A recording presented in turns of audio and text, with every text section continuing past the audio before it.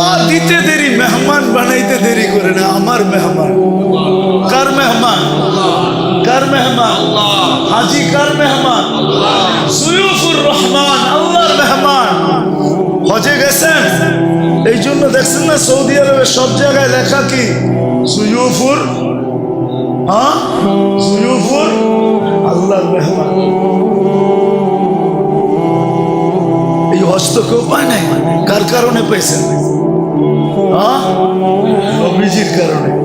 ওই নবী রেখে দিলাম, দাড়িটা তো রেখে দেখাইলাম, পোশাকটা তো পয়রা দেখাইলাম না, 5 ওয়াক্ত নামাজটা তো ঠিক মতো পয়রা দেখাইলাম না, আরে মোটা মোটাটা তো পয়রা দেখাইলাম না। রাগ হয় না? তাইলে বলেন আপনি কেমন আসেন, আপনি কেমন মহব্বত করেন, কেমন?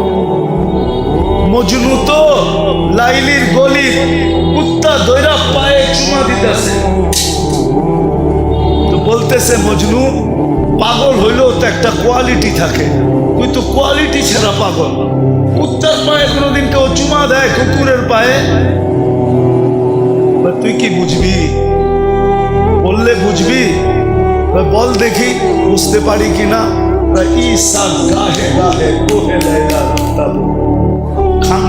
চুমা দেখি না, এই কুকুরটা লায়লার গলিতে থাকে, যেই গলি দিয়া লায়লা হাঁটে এও হাঁটতো ওই গলি দিয়া হাঁটে, তো লায়লার পায়ের মধ্যে আর পাও পড়ছে না, এই জন্য ওর পায়ে চুমা দিয়ে আমি লায়লার পায়ে চুমা দিতেছি।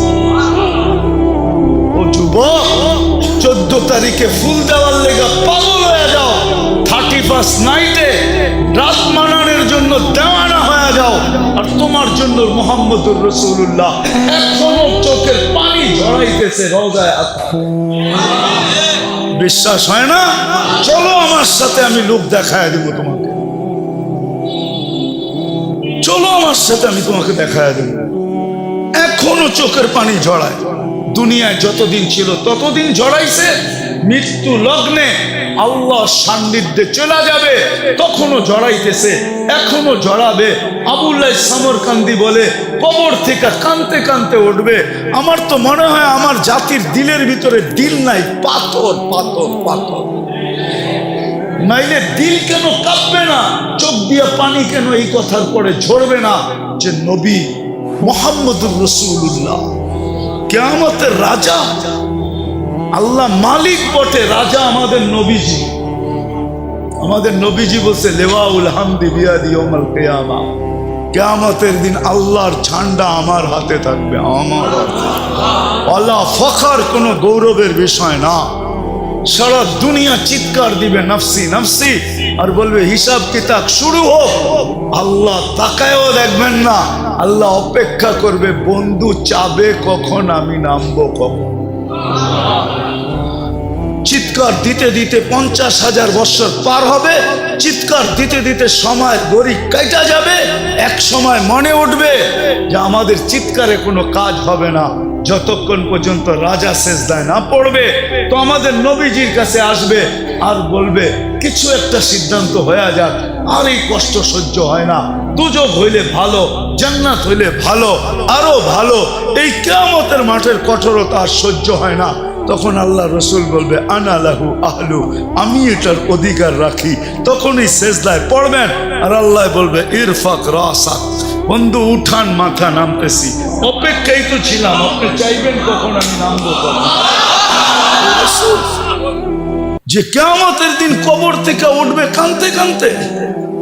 আবুল্লাহ সামরকান্দি রহমতুল্লাহ লেখছেন উঠবে, বাকি লম্বা হাদিস বললে তো ওলামায়ে কেরাম সইতেও পারবে না, অনেকে আঙ্গুল উঠায় দিবে। আজকে ফেসবুকে লেখালেখি শুরু করবে যে উনি এটি পায় কোত্থেকা।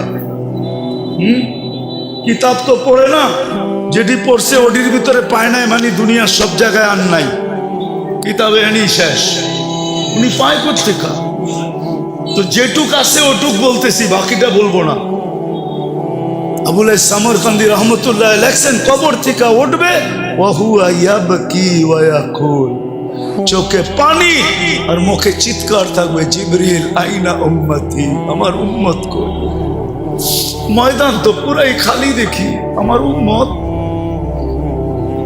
জিবরিল আলাইহিস সালাম সান্ত্বনা দিবে, এখন পর্যন্ত জমিনের উপরে কেউ উঠে না আপনি ছাড়া, না কোনো নবী, না কোনো রসুল, না কোনো উম্মত, না আপনার উম্মত, কেউ উঠে না, আপনাকে প্রথম আমরা উঠাইতে আসছি।